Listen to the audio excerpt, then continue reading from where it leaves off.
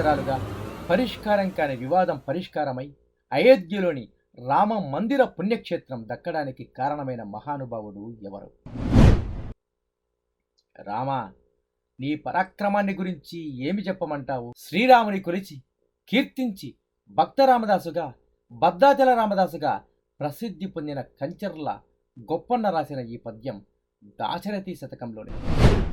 భండన భీముడు అర్థజన బాంధవుడు, ఉజ్వల బాణతూన కోదండ కళా ప్రచండ, భుజతాండవ కీర్తికి రామమూర్తికి రెండవ సాటి దైవమిక లేడనుచు, గడకట్టి పేరిక డాండ డాండ డాండ నినదంబుల జాండము నిండ మత్త వేదండము నెక్కి చాటెదన్ దాశరథి కరుణాపయోనిధి. యుద్ధరంగంలో చాలా భయంకరమైనటువంటి వాడు.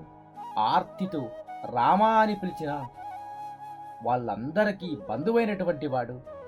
కోదండమైనటువంటి ధనస్సుతో, ప్రచండమైన వేగముతో, ఉజ్వలమైనటువంటి బాణ తూనిరాలు వేయగల భుజకీర్తిని సంపాదించుకున్నటువంటి ఆ రామచంద్రమూర్తికి సమానమైన దేవుడు ఎవరైనా ఉన్నారా అంటే, మధించిన ఏదుగు విధికెక్కి గడకట్టుకొని ఒక భేరి మీద ఢంకా బజాయించి భూమండలమంతా వినబడేలా లేడు లేడు అంటూ నీ కీర్తిని చాటుతానయ్యా దశరథనందన రామచంద్ర అంటాడు రామదాసు. రామా, నీవు సామాన్యమైనటువంటి వాడివా? రామాయ రామభద్రాయ రామచంద్రాయ వేదసే రఘునాథాయ నాథాయ సీతాయా పతయే నమః. రాముని కొరకు, రామభద్రుని కొరకు, రామచంద్రుని కొరకు, విష్ణు స్వరూపుడి అన్నింటినీ విధించేవాని కొరకు, రఘునాథుని కొరకు, నాథుని కొరకు, సీతాపతి కొరకు నమస్కారం. దీని అంతరార్థం రామాయ దశరథ, కౌసల్య, సుమిత్ర, కైకేయులు పిలిచే పేరు. రామభద్రాయ భద్రస్య అసౌ రామభద్రః. రాముని పరిపాలనలో ఏ విధమైన అశుభాలు లేవని ఆయనను కీర్తిస్తూ సుమంత్రుడు మొదలైన మంత్రులు పిలిచే పేరు. రామచంద్రాయ చంద్ర ఇవ రామః. అయోధ్య ప్రజలు పిలుచుకునే పేరు. రాముణ్ణి చూడనివాడు, రాముని చేత చూడబడనివాడు ఆనాడు అయోధ్య నగరంలో బాధపడేవారు. వేదసే విష్ణుచ వేదా విదతీతి వేద. విధించేవాడు వేద. విష్ణుస్వరూపము రామబ్రహ్మమని తెలుసుకున్న మునులు అలా పిలిచేవారు. రఘునాథ, రామునికి లాలిపోసి పెంచిన దాదులు పిలిచేవారు. నాథ, సీతమ్మ నాథ అంటూ పిలిచేది. సీతాయాపతయే, రాముణ్ణి మిథిలా నగరంలో ప్రజలు మా సీతమ్మ మొగుడు సీతాపతి అని పిలుచుకునేవారట.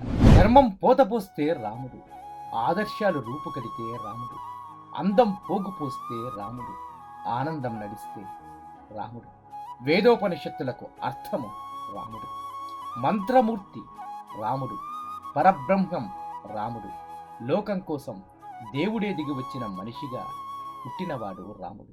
ఎప్పటి త్రేతాయుగ రాముడు. ఎన్ని యుగాలు దొర్లిపోయాయి, అయినా మన మాటల్లో, చేతల్లో, ఆలోచనల్లో అడుగడుగున రాముడే. సుప్రీంకోర్టులో రామజన్మభూమి వివాదం పరిష్కారంలో రామభక్తుడు రామభద్రాచార్య చెప్పిన ఐతిహాసిక సాక్ష్యాధారాల వల్ల సరయూ నది తీరాన అయోధ్య నగరం వెలిసిందని రుజువు చేశారు. ఎవరి రామభద్రాచార్య? తన మాస్టర్స్ డిగ్రీ చదువుతున్నప్పుడు అఖిల భారత సంస్కృత సదస్సులో వివిధ జాతీయ పోటీల్లో పాల్గొనడానికి న్యూఢిల్లీని సందర్శించాడు. వ్యాకరణం, సాంఖ్య, న్యాయ, వేదాంత, సంస్కృత, అంత్యాక్షరి విభాగాల్లో బంగారు పతకాలు సాధించాడు.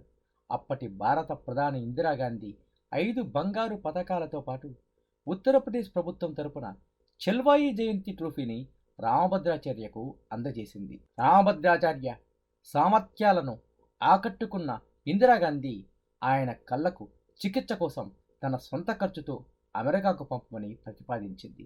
కానీ రామభద్రాచార్య ఈ ప్రతిపాదనను తిరస్కరిస్తూ సంస్కృత పద్యంతో సమాధానమిచ్చాడు.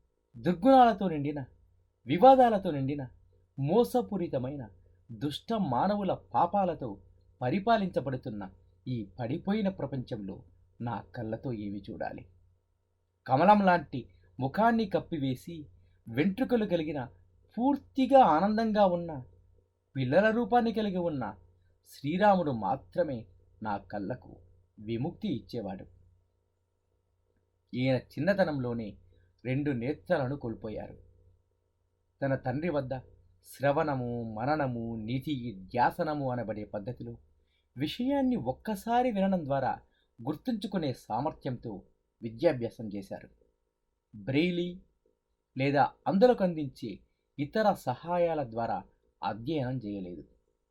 జగద్గురు రామభద్రాచార్య భారతదేశంలోని ఉత్తరప్రదేశ్లో జౌన్పూర్ జిల్లాలో షెండీ ఖుర్ద్ గ్రామంలోని వశిష్ఠ గోత్రానికి చెందిన బ్రాహ్మణ కుటుంబంలో పండిట్ రాజదేవ్ మిశ్రా, శశిదేవ్ మిశ్రా దంపతులకు 1950 జనవరి 14న మకర సంక్రాంతి రోజున జన్మించాడు.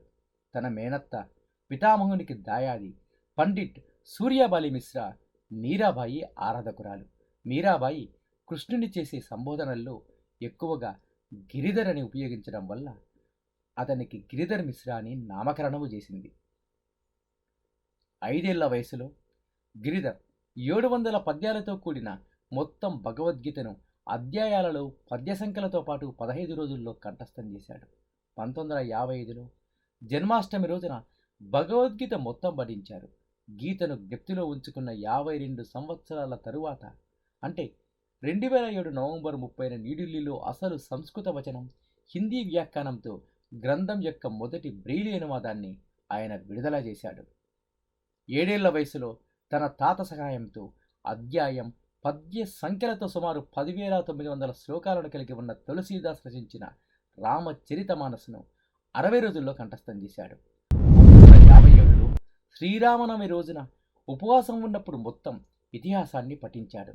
వేదాలు, ఉపనిషత్తులు, సంస్కృత వ్యాకరణ రచనలు, భాగవత పురాణం, తులసీదాస్ యొక్క అన్ని రచనలతో పాటు సంస్కృత భారతీయ సాహిత్యంలో అనేక ఇతర రచనలను నేర్చుకున్నాడు. వరదరాజు రాసిన లఘు సిద్ధాంత కౌముది గ్రంథాన్ని 3 నెలల్లో కంఠస్థం చేసి ప్రావీణ్యం పొందాడు. రామభద్రాచార్య 22 భాషలను మాట్లాడగలడు. అతను సంస్కృత, హిందీ, అవధి, మైథిలి భాషలతో పాటు అనేక ఇతర భాషల్లో ఆశుకవి, రచయిత. పురాణ కవితలు, తులసీదాస్ రామచరితమానస్, హనుమాన్ చాలీసా గ్రంథాలపై హిందీ వ్యాఖ్యానాలు, అష్టాధ్యాయ పద్యాలకు సంస్కృత వ్యాఖ్యానం, ప్రస్థానత్రయం గ్రంథాలపై సంస్కృత వ్యాఖ్యానాలతో సహా 100కి పైగా పుస్తకాలు, 50 పత్రాలను రచించాడు. సంస్కృత వ్యాకరణం, న్యాయ వేదాంతాలతో సహా విభిన్న రంగాల్లో అతనికున్న అపార జ్ఞానం వల్ల అతను గుర్తింపు పొందాడు. భారతదేశంలో తులసీదాస్ సాహిత్యంపై ఉన్న గొప్ప అధికారం కలిగిన వారిలో ఒకరిగా పరిగణించబడ్డాడు. రామచరితమానస్ విమర్శన గ్రంథానికి సంపాదకుడు. రామాయణం, భాగవత కథా కళాకారుడు. ప్రస్థానత్రయి శ్రీ భార్గవరాఘవీయం, భృంగదూతం, గీతారామాయణం, శ్రీ సీతారామ సుప్రభాతం, శ్రీ సీతారామ కేలీ కౌముది, అష్టావక్రుడు, వాటిపై శ్రీ రాఘవ కృషాభాష్యం ఈయన సాహిత్య రచనలు.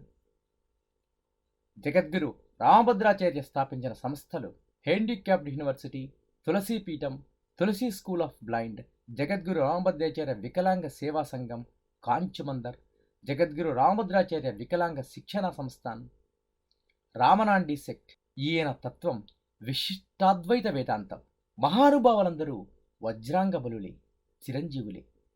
ఈ మహానుభావుడు జగద్గురు రామభద్రాచార్య వజ్ర సంకల్పం వల్ల 400 సంవత్సరాలుగా పరిష్కారం కాని వివాదం పరిష్కారమై అయోధ్యలోని రామ మందిర పుణ్యక్షేత్రం దక్కింది. ఈ మహానుభావుడికి వందనం. మదించిన ఏనుగు మీదకెక్కి ఉండకపోవచ్చు, గడకట్టుకొని ఒక భేరి మీద డంకా బజాయించి ఉండకపోవచ్చు.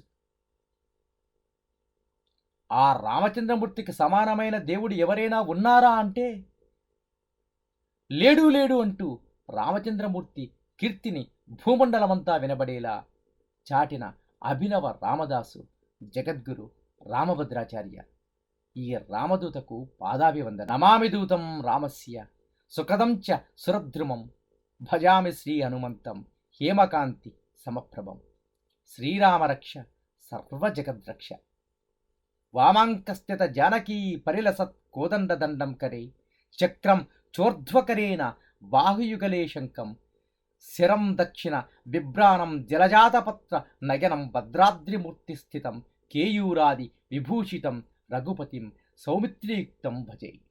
జై శ్రీరామ్. నీలో నీకు నమ్మకము కలిగినప్పుడే నీవు దేవుడిని నమ్మగలవు. శతం జీవ శరదో వర్ధమాన శతం హేమంతాన్ శతం వసంతాన్.